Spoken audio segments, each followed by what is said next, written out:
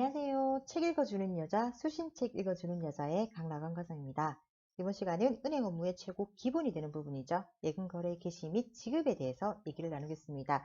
책은 34페이지고요. 가의 실명 확인 증표의 확인부터 보겠습니다.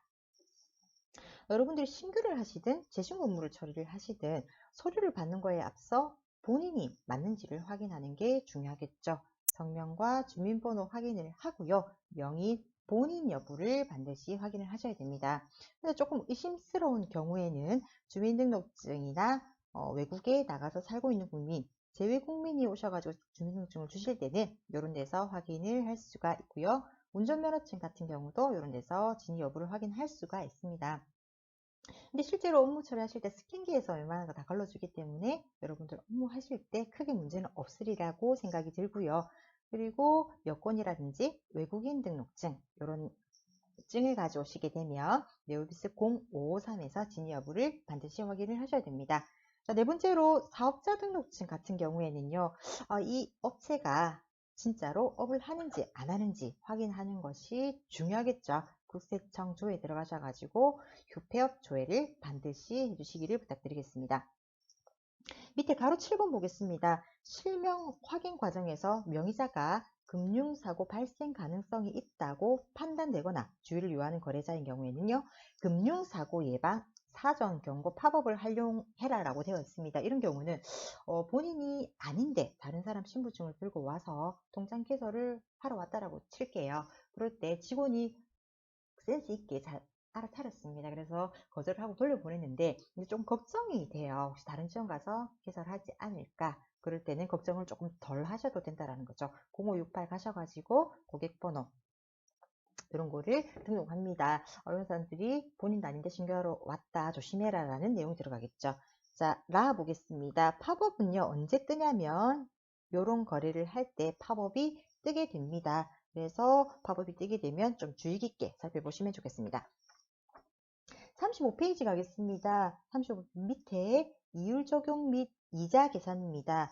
자, 1번 보게 되면 이율이 바뀐 경우에 입출금이 자유로운 예금은요. 바뀐 날로부터 바로 적용이 되고요.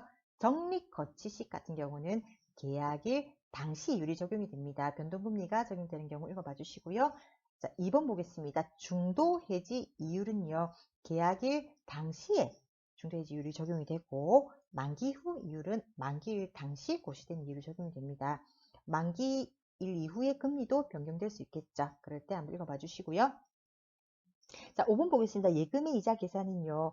예입 당일부터 계산해서 해지 전일까지 오늘 뭐 예금 만기됐다고 오시는 고객들은요. 어제까지 이율이 적용이 된다라고 보시면 되겠습니다. 6번 보겠습니다. 타점으로 수입한 예금은요. 그 타점의 교환 결제일로 하게 되는데 자기합수표나 가계수표 같은 경우는 예금 수입 당일로 처리가 됩니다. 이 점도 한번 보시면 좋겠습니다. 36페이지에 아예 금액 정정 보겠습니다. 고객이 작성한 예금 청구서 정정이 어디까지 되는지 한번 볼게요. 가 보겠습니다. 창구 정결로 정정할 수 있는 것은요. 계좌번호나 뭐 날짜 정도가 됩니다.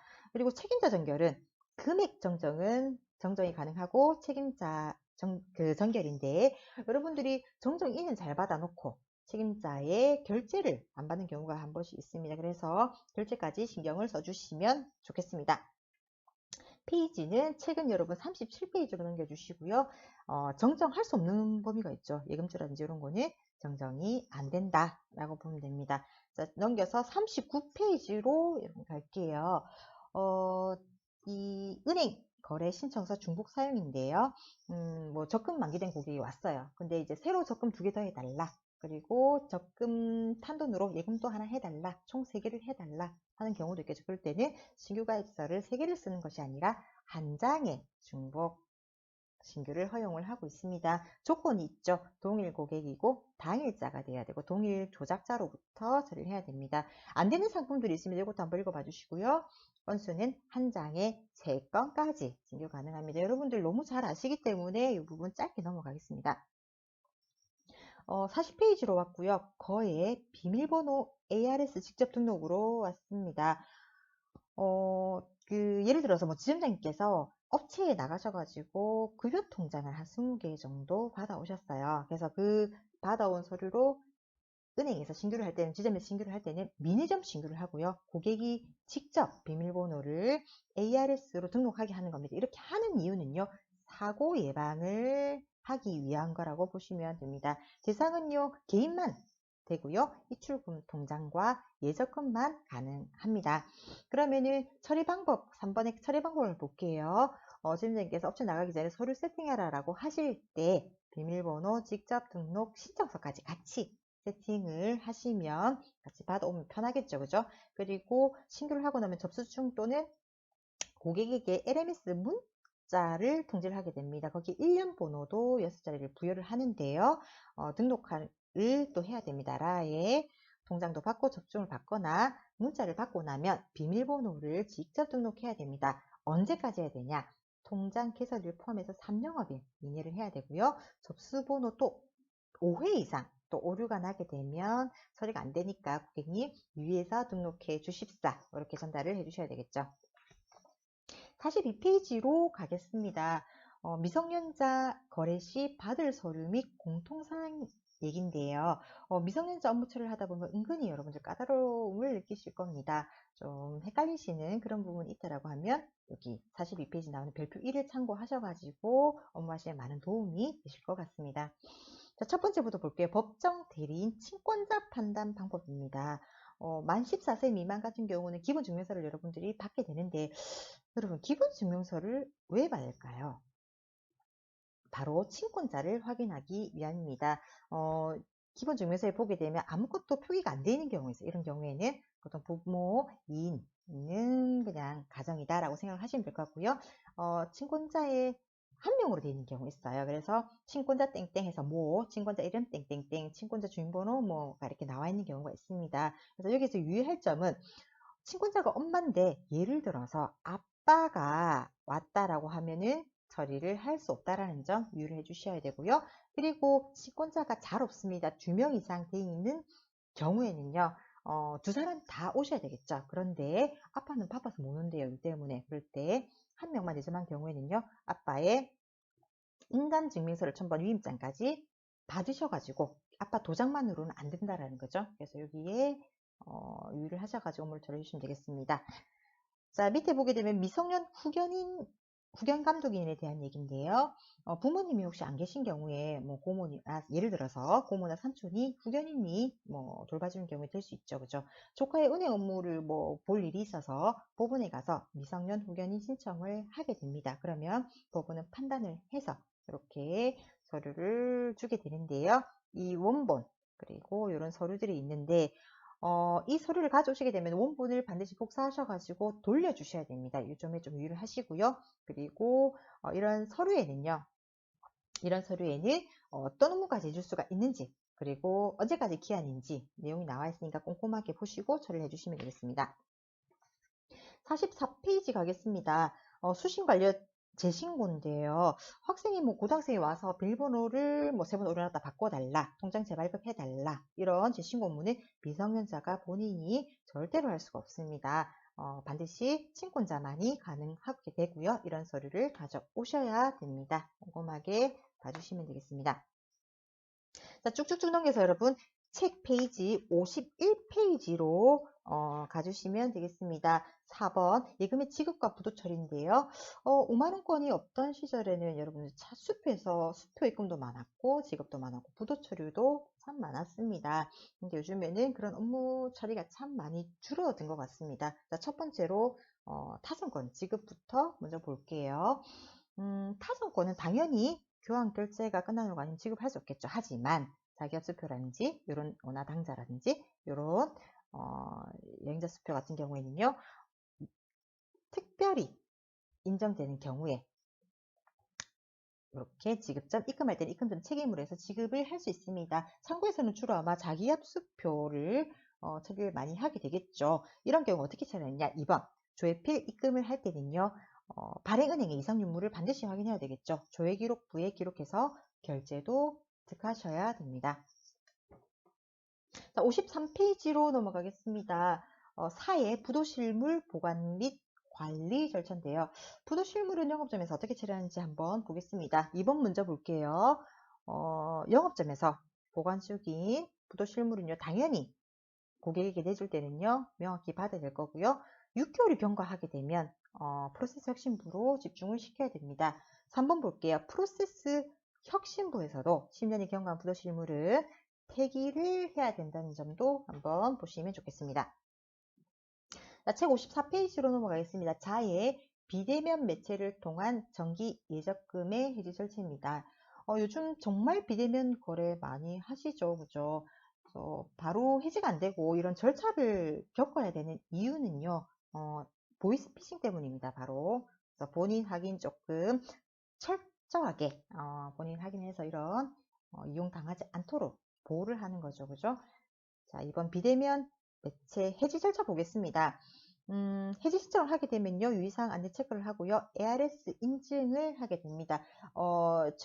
작년에 좀 바뀌었는데요. 원래는 고객센터 상담원을 통화를 하고 처리가 되기 때문에 시간이 좀 지체되는 경우가 많았습니다. 근데 요즘은 ARS 인증만 하기 때문에 뭐 아주 짧게 처리가 가능하고요. 해외 체류자인 경우 한번 볼게요. 해외 체류자인 경우에는요, 아직도 고객센터 상담원 고객 통화를 합니다. 보이스피싱 전화 받았나 안 받았나 확인을 한다라는 거죠. 그죠? 고객을 한 번 더 보호한다라고 보시면 되겠습니다. 자, 가로 3번에 볼게요.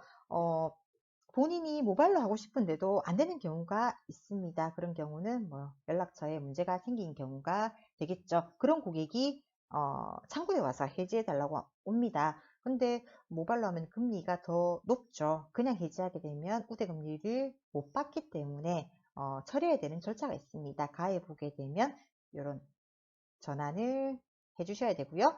그리고 사고 코드, 사이버 통장을 해제를 해야 됩니다. 이런 처리를 하고 나면 고객은 우대금리를 적용을 받게 됩니다. 자, 밑에 차의 만기경과 예적금 처리를 보겠습니다. 디지털 상담부에서 만기 한 10일이나 30일 전에 보통 연락을 해주죠. 고객님 만기입니다. 이렇게 연락을 해주고 있습니다. 관리를 철저하게 해야 되는데요. 적극적으로 해야 되고요. 그리고 지점에서도 30일 내외 이런 거 통지하고 기록도 정보단말에 좀 남겨야 되고요. 그리고 만기가 1개월이 지났어요. 좀 뭐 바빠서인지 뭔지 모르겠지만 안 오시는 고객에게는요. DM뿐만 아니고 여러 가지 추가 연락 매체를 통해서 반드시 정보단말에 기록을 해주셔야 됩니다. 매우 월별 감사할 때도 지금 계속 처리하고 있는 걸로 알고 있습니다. 꼼꼼하게 처리해 주셔야 되겠습니다. 55페이지로 가겠습니다. 중간에 밑에 보시게 되면 예금의 이례적 지급입니다. 지점에서 가끔 일어나시죠. 뭐 예를 들어서 뭐 아버지가 병원에 계신데 병원비 결제해야 된다. 예금 좀 찾아달라. 이런 내용들이 있습니다. 예금의 이례적 지급이 뭔지 한번 볼게요. 의식불명 등에요. 중증 질환자로 입원하고 계십니다. 그래서 치료비 목적으로 조금 이 예금주의 예금을 해지해달라. 그럴 때 극히 예외적으로 인출을 하는 제도를 이례적 지급이라고 합니다. 자세한 내용은 56페이지로 가겠습니다. 자, 표에 보시게 되면 지급 대상 한번 볼게요. 예금주 본인이 의식불명 등 의사표시가 불가능한 중증 환자, 그죠? 병원비 치료비에 한해야 됩니다. 이런 상품들만 처리 가능하고요. 수익성 상품들은 조금 안 되는 거를 볼 수가 있습니다. 서류도 한번 봐주시면 좋고요. 자, 밑에 표 한번 더 보겠습니다. 처리 방법은요, 처리한 다른 가족에게 예금이 지급되는 것이 아니라 병원 계좌로 바로 입금이 됩니다. 그리고 유의사항에 조금 중요한 내용들이 많죠. 의사 능력이 있는 자는요, 안 됩니다. 중증 환자만 되고요. 병원비 치료비에 대해서만 가능하고 생활비, 간병비는 안 되겠죠. 그리고 금액이 조금 과다하거나 조금 미련이 생길 것 같다라는 느낌이 든다라고 하면 상속 절차에 의해서 전 가족이 와서 처리를 하는 것이 나중에 도움이 될 것 같습니다. 그리고 유의사항을 업무 처리하실 때 꼼꼼하게 살피셔가지고 바른 업무 처리를 할 수 있도록 부탁드리겠습니다. 쭉쭉쭉 또 한번 넘겨서 59페이지로 갈게요. 6번 예금의 정리 시효 완성 예금인데요. 시효 완성 예금은 뭔가 소멸시효가 완성됐다는 거죠. 원주인이 찾아가지 않아서 권리의 유통기한이 지났다는 겁니다. 정의를 한번 볼게요. 매년 5월과 11월 말일을 기준으로 5년 이상 경과해서 그런 예금을 5월 말과 11월 말일부터 2월 10일까지 기간에 예금으로 자백으로 넣어버린다라는 거죠. 그렇죠? 근데 그냥 넣진 않습니다. 10만 원 이상 계좌는요, 고객에게 우편을 한번 보냅니다. 뭐 근데 보냈는데 고객이 받고 이거 넣으면 안 되는데 찾으러 갈게 라고 하시면은 안 넣게 되겠죠. 그죠? 자, 다음 페이지 60페이지로 가겠습니다. 나의 환급 고객이 이제 돈 달라라고 할 때 어떻게 처리하는지 한번 보겠습니다. 2번 볼게요. 건별 100만 원 이상 지급을 할 때는요. SMS 문자도 이렇게 발송을 합니다. 보호를 하는 거죠. 확인 한번 더 해라는 뜻이죠. 4번 1000만 원 초과하게 되면 영업점장의 결제를 반드시 지켜야 됩니다. 조심해서 처리해라는 뜻이죠. 자, 6다해 보겠습니다. 시효 완성 예금의 조회입니다. 쉽게 조회를 할 수 있습니다. 인터넷 뱅킹, 스마트 뱅킹에서 이렇게 조회를 할 수가 있고요. 고객이 은행 와서 창구 거래를 할 때, 어떤 거래할 때 잔액 1000원 이상 이런 거래를 할 때 알림으로 또 떠주니 이런 꼼꼼하게 보시고 처리를 해주시면 되겠습니다.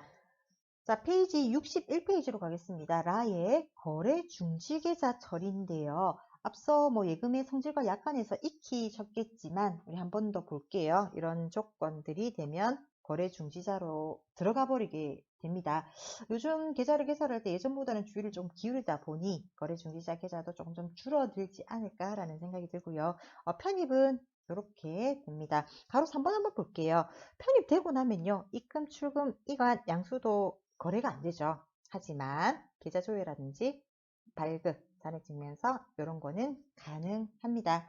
그리고 가로 4번 거래 중지자는요. 금융거래 거래의 목적 확인을 받아서 합당한 사유가 있을 때 재개 등록을 해줄 수가 있습니다. 5번 보게 되면 또 해지를 하고 싶대요. 은행 창구에 오셔도 되고요. 인터넷 뱅킹에서 되셔도 되고 그리고 계좌번호, 비밀번호까지 알면 고객센터를 통해서도 가능하다고 합니다. 그래서 시효 완성을 다시 한번 정리를 하게 되면요. 크게 자빅과 거래 중지자로 구분을 할 수가 있습니다. 자빅 같은 경우는 5년 이상 경과된 예금이고요. 거래 중지자 같은 경우는 이런 식으로 기간에 따라 금액에 따라 다르게 됩니다.